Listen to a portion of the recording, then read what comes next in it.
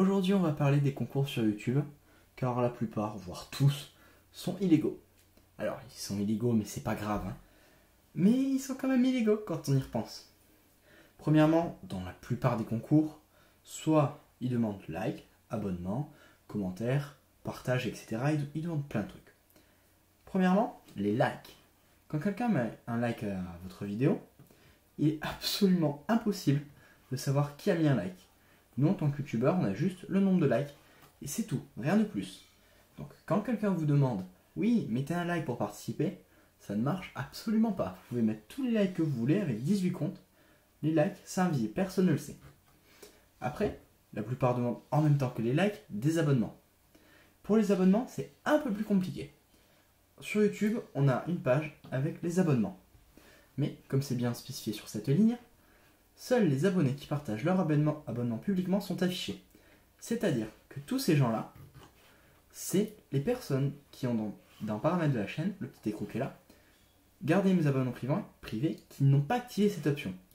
C'est-à-dire très peu de monde.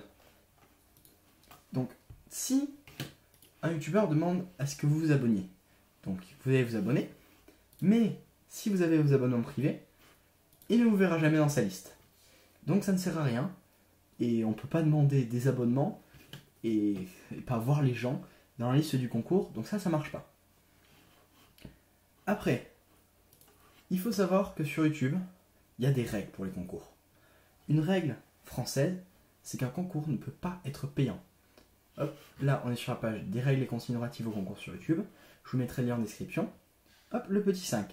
La participation à votre concours doit être gratuite. Ça, de toute façon, c'est une loi française. Tout concours doit être gratuit. Donc si jamais vous voyez des concours qui vous demandent d'être payant ou d'avoir rejoint la chaîne, là, vous savez, où on paye 5 € par mois, c'est pas possible. Les concours sont obligatoirement gratuits. C'est une loi française, c'est pas juste sur YouTube. Et dernièrement, le 6 va souligner tout ce que j'ai dit avant au niveau des likes, des abonnements et tout ça. Le petit 6, vous ou un tiers ne devez pas modifier les statistiques du service YouTube, nombre de vues, d'abonnés ou de clics sur j'aime, je n'aime pas, par exemple, de façon à ce qu'elle ne reflète plus l'engagement véritable de l'utilisateur sur YouTube.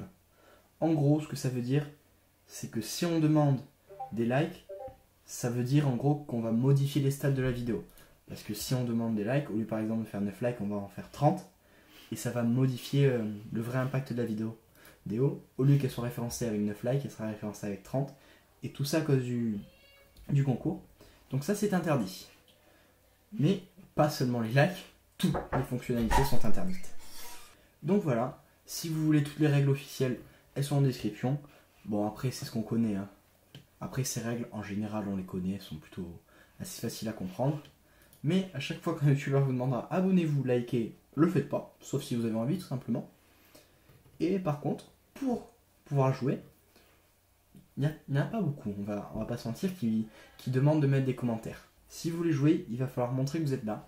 Donc par exemple, en postant un commentaire, parce qu'on a toute une liste de pseudos qui arrive, et avec du site, on peut prendre un commentaire au hasard, ou sinon, il faudra se débrouiller pour remplir un formulaire en description, ou quelque chose. Mais les likes et les abonnements, ça ne sert à rien, et surtout c'est interdit par YouTube.